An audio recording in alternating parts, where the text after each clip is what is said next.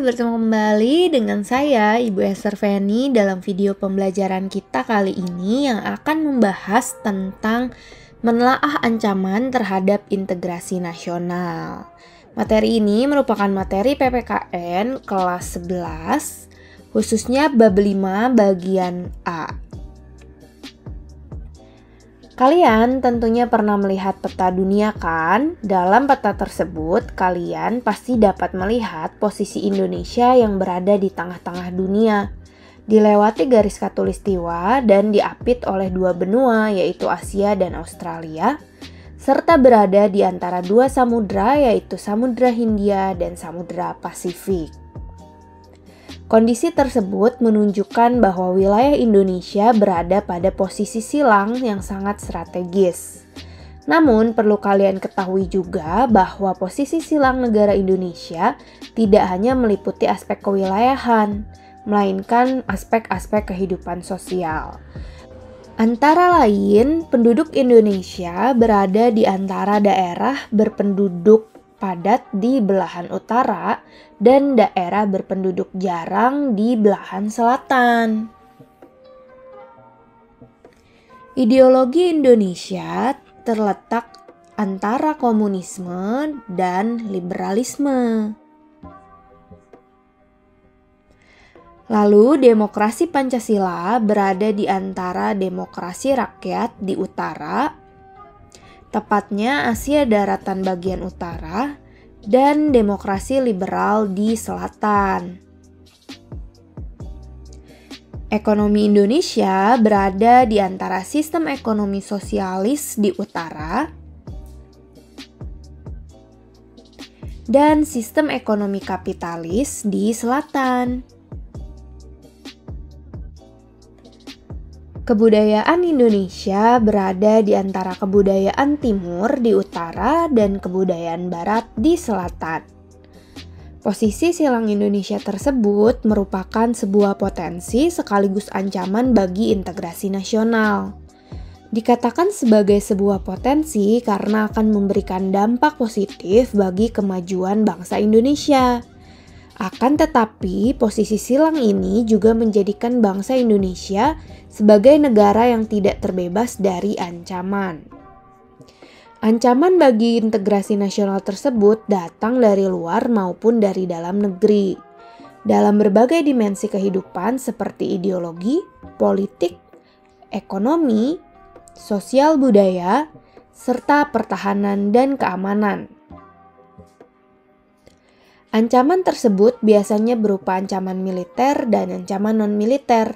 Saat ini kita akan membahas secara singkat ancaman-ancaman yang dihadapi bangsa Indonesia. Yang akan kita bahas pertama adalah ancaman di bidang ideologi.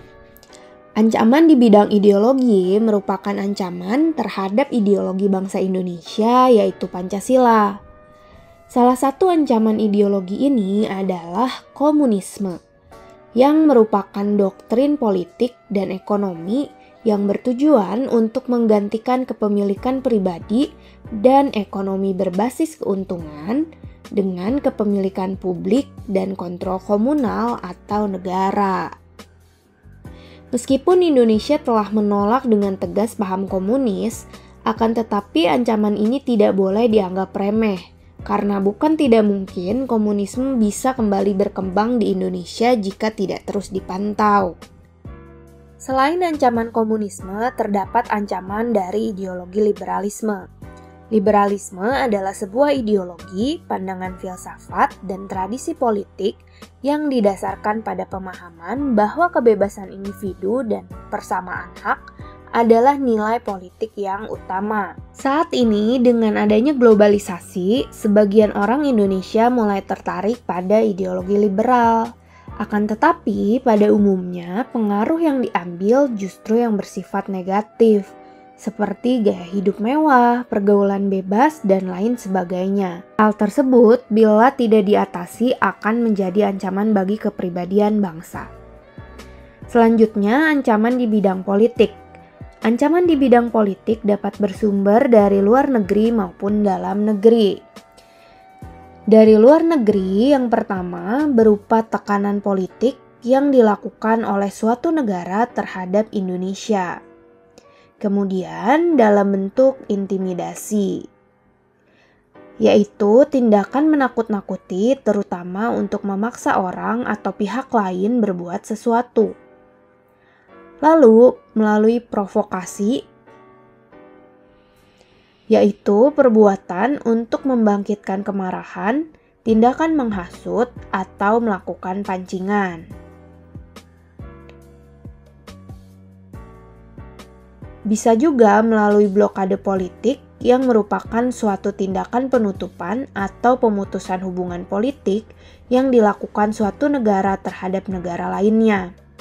Tindakan-tindakan tersebut merupakan bentuk ancaman non-militer berdimensi politik yang seringkali digunakan oleh pihak-pihak lain untuk menekan Indonesia. Ancaman yang berdimensi politik yang bersumber dari dalam negeri dapat berupa beberapa hal. Yang pertama, penggunaan kekuatan dalam bentuk pengerahan massa untuk menumbangkan pemerintahan yang berkuasa. Bentuk lain yang digunakan adalah menggalang kekuatan politik untuk melemahkan kekuasaan pemerintah. Lalu ada juga separatisme.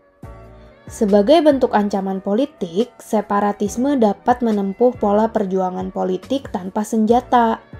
Pola perjuangan tidak bersenjata sering ditempuh untuk menarik simpati masyarakat internasional. Oleh karena itu, separatisme sulit dihadapi dengan menggunakan kekuatan militer saja. Hal ini membuktikan bahwa ancaman di bidang politik memiliki tingkat resiko yang besar yang dapat mengancam kedaulatan, keutuhan, dan keselamatan bangsa. Ancaman berikutnya adalah ancaman di bidang ekonomi. Globalisasi perekonomian di satu pihak akan membuka peluang pasar produk dari dalam negeri ke pasar internasional. Sebaliknya juga membuka peluang masuknya produk-produk global ke dalam pasar domestik. Adapun pengaruh negatif globalisasi ekonomi diantaranya, Indonesia akan dibanjiri oleh barang-barang dari luar negeri. Hal ini mengakibatkan semakin terdesaknya barang-barang lokal, terutama yang tradisional, karena dapat kalah bersaing dengan barang-barang dari luar negeri. Perekonomian negara akan dikuasai pihak asing, seiring dengan semakin mudahnya orang asing menanamkan modal di Indonesia.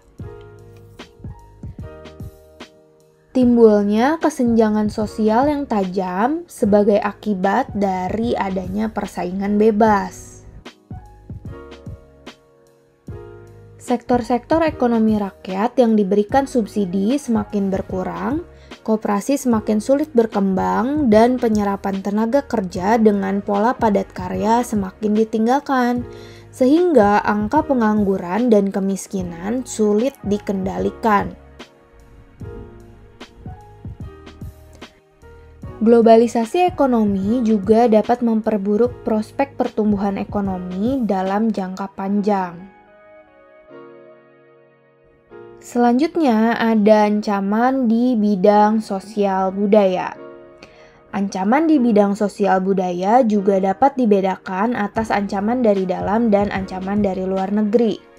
Dari dalam negeri didorong oleh isu-isu kemiskinan, kebodohan, keterbelakangan, dan ketidakadilan. Isu-isu tersebut menjadi titik pangkal timbulnya permasalahan seperti separatisme, terorisme, kekerasan, dan bencana akibat perbuatan manusia. Lalu ancaman sosial budaya dari luar negeri, munculnya gaya hidup konsumtif di mana orang selalu mengkonsumsi barang-barang secara terus-menerus dari luar negeri. Munculnya sifat hedonisme, yaitu kenikmatan pribadi dianggap sebagai suatu nilai hidup tertinggi. seperti kebiasaan mabuk-mabukan, pergaulan bebas, foya-foya, dan sebagainya. Adanya sikap individualisme, yaitu sikap selalu mementingkan diri sendiri, serta memandang orang lain tidak ada dan tidak bermakna. Munculnya gejala westernisasi, yaitu gaya hidup yang selalu berorientasi kepada budaya barat tanpa diseleksi terlebih dahulu. Dan semakin memudarnya semangat gotong royong, solidaritas, kepedulian, dan kesetiakawanan sosial, serta semakin lunturnya nilai-nilai keagamaan dalam kehidupan bermasyarakat. Ancaman di bidang pertahanan dan keamanan. Wujud ancaman di bidang pertahanan dan keamanan pada umumnya berupa ancaman militer.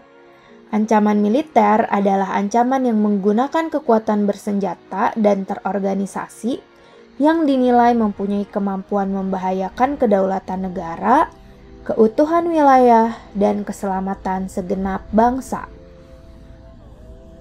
Ancaman militer yang pertama adalah agresi atau invasi.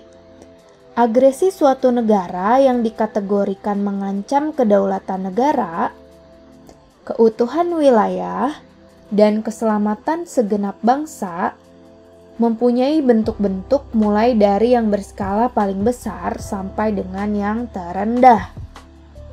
Invasi merupakan bentuk agresi yang berskala paling besar dengan menggunakan kekuatan militer bersenjata yang dikerahkan untuk menyerang dan menduduki wilayah suatu negara. Bangsa Indonesia pernah merasakan pahitnya agresi atau diserang oleh Belanda yang ingin kembali menjajah Indonesia sebanyak 2 kali pada 21 Juli 1947 dan 19 Desember 1948. Bentuk lain dari ancaman militer yang peluang terjadinya cukup tinggi adalah pelanggaran wilayah Indonesia oleh negara lain. Ancaman militer dapat pula terjadi dalam bentuk pemberontakan bersenjata. Pemberontakan tersebut pada dasarnya merupakan ancaman yang timbul dan dilakukan oleh pihak-pihak tertentu di dalam negeri. Bangsa Indonesia pernah mengalami sejumlah aksi pemberontakan bersenjata yang dilakukan oleh gerakan radikal seperti pemberontakan PKI Madiun serta G30 SPKI. Lalu, sabotase atau tindakan perusakan yang dilakukan secara terencana, disengaja, dan tersembunyi terhadap peralatan, personel, dan aktivitas dari bidang sasaran yang ingin dihancurkan. Sabotase dapat dilakukan terhadap beberapa struktur penting seperti infrastruktur, struktur ekonomi, dan lain-lain. Lalu ada spionase, yaitu praktik pengintaian memata-matai untuk mengumpulkan informasi mengenai sebuah negara yang dianggap rahasia tanpa mendapat izin dari pemilik yang sah dari informasi tersebut. Kemudian ada teror bersenjata, yaitu bentuk kegiatan terorisme yang mengancam keselamatan bangsa dengan menebarkan rasa ketakutan yang mendalam. Terakhir adalah gangguan keamanan di laut dan udara, berupa pembajakan atau perompakan, penyelundupan senjata, amunisi, dan bahan peledak, penangkapan ikan secara ilegal, atau pencurian kekayaan laut, termasuk pencemaran lingkungan, juga merupakan bentuk gangguan keamanan di laut. Demikian video penjelasan kali ini, mudah-mudahan kalian dapat memahami materi kita. Jika ada pertanyaan, bisa ditinggalkan di kolom komentar. Jangan lupa untuk bantu saya dengan like, subscribe, dan share. Sampai jumpa pada video berikutnya.